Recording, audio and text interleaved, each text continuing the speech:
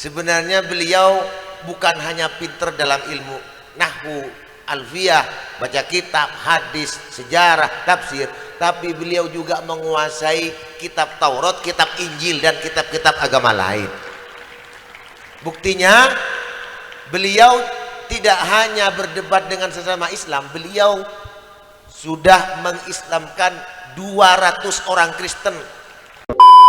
Kalau nggak salah Imam Ahmad bin Hanbal mengatakan al-hadisud dhaif aula min qaulil ulama. Ketika saya belajar ilmu mustalahul hadis, kitab Manhalul Latif karangan Sayyid Muhammad Alawi Al-Maliki dan kitab Ruhul Astar karangan Syekh Hasan Al-Masad, di situ guru saya alumni Jami'ah Islamiyah Madinah itu menyebutkan ada sebuah statement dari Imam Ahmad bin Hanbal, al-amalu bil hadisid dhaif aula min qaulil ulama. Bagaimana statement ini menurut Gus Wafi? Hadis dhaif itu bisa dijadikan dalil dari bahan menggunakan perbandingannya mana lebih kuat antara hadis dhaif dengan aqwalul ulama. Silakan. Bismillahirrahmanirrahim. Memang dalam fikih 4 mazhab Kiai, dari beberapa mazhab memandang hadis dhaif itu berbeda-beda. Oh iya. Berbeda-beda. Durratun Nasihin itu kan dari mazhab Hanafi. Masya Allah. Dari mazhab Hanafi. Makanya kenapa kok dipakai banyak dhaif? Mazhab Hanafi itu lebih mementingkan maknanya. Begitu. Assalamualaikum warahmatullahi wabarakatuh. Hai guys, tonton terus akun YouTube Kiai Haji Amin Rifki Official. Jangan lupa subscribe, like, share, and comment. Jangan lupa follow Kiai Haji Amin Rifki Instagram. Semoga manfaat bagi kita semua. Jazakumullah khairan. Wassalamualaikum warahmatullahi wabarakatuh.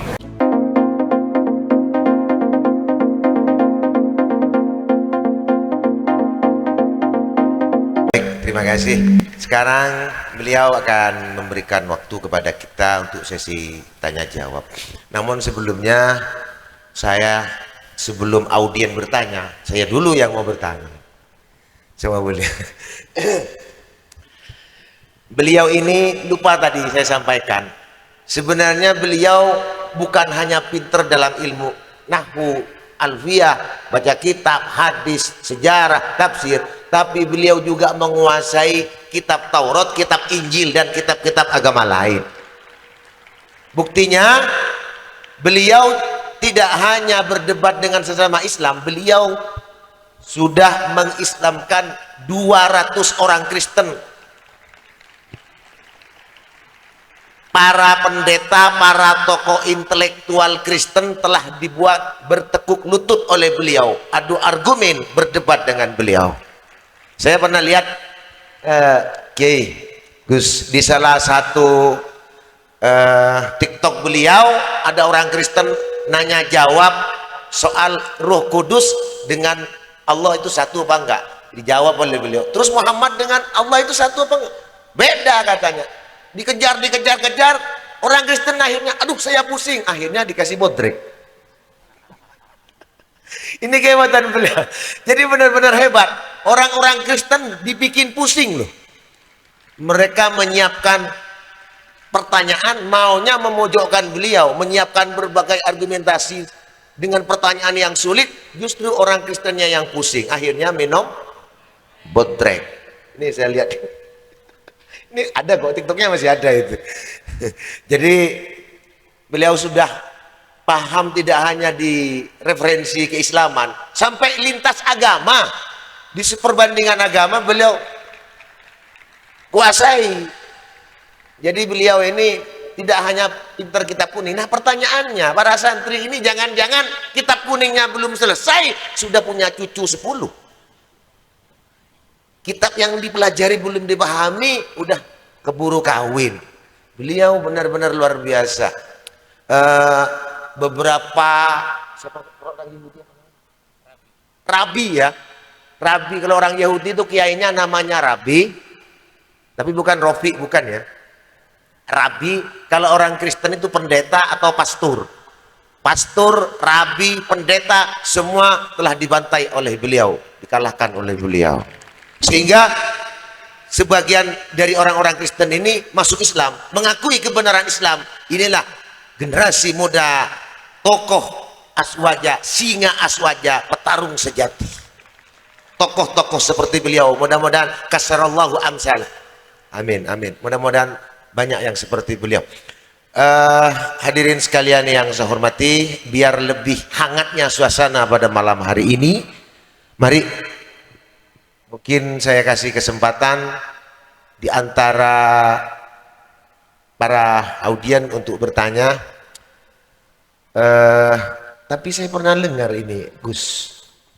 Kalau nggak salah Imam Ahmad bin Hambal mengatakan al-hadisud dhaif aula min qaulil ulama. Ketika saya belajar ilmu mustalahul hadis, kitab Manhalul Latif karangan Sayyid Muhammad Alawi Al-Maliki dan kitab Ruhul Astar karangan Syekh Hasan Al-Masad, di situ guru saya alumni Jamiah Islamiyah Madinah itu menyebutkan ada sebuah statement dari Imam Ahmad bin Hambal, al-amalu bil haditsid dhaif aula min qaulil ulama. Bagaimana statement ini menurut Gus Wafi? Hadis dhaif itu bisa dijadikan dalil dari bahan menggunakan perbandingannya mana lebih kuat antara hadis dhaif dengan aqwalul ulama. Silakan. Bismillahirrahmanirrahim. Memang dalam fikih 4 mazhab Kiai, dari beberapa mazhab memandang hadis dhaif itu berbeda-beda. Oh iya. Berbeda-beda. Durratun Nasihin itu kan dari mazhab Hanafi. Masya Allah. Dari mazhab Hanafi. Makanya kenapa kok dipakai banyak dhaif? Mazhab Hanafi itu lebih mementingkan maknanya. Begitu. Daripada lafalnya. Daripada isnadnya dan lain sebagainya, lebih ngemarah kepada maknanya. Ya, tapi kalau hukumnya tetap kalau hadis dhaif itu tidak boleh dikatakan qala Rasulullah, dan syaratnya hadis dhaif bisa dipakai kan bi alla yashtadda dha'fuh. Ya, kata Sayyid Muhammad dalam Al-Manhalul Latif, ya, Al-Manhalul Latif fil hadits syarif.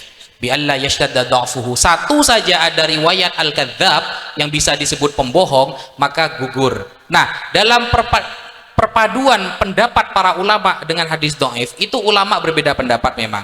Termasuk Al-Imam Ahmad bin Hambal itu lebih mengutamakan kepada hadis dhaif daripada aqwalul ulama. Tetapi tidak semua, Kiai. Tetap ada perbedaan ternyata. Dalam pandangannya itu tetap dalam perbedaan. Karena kenapa?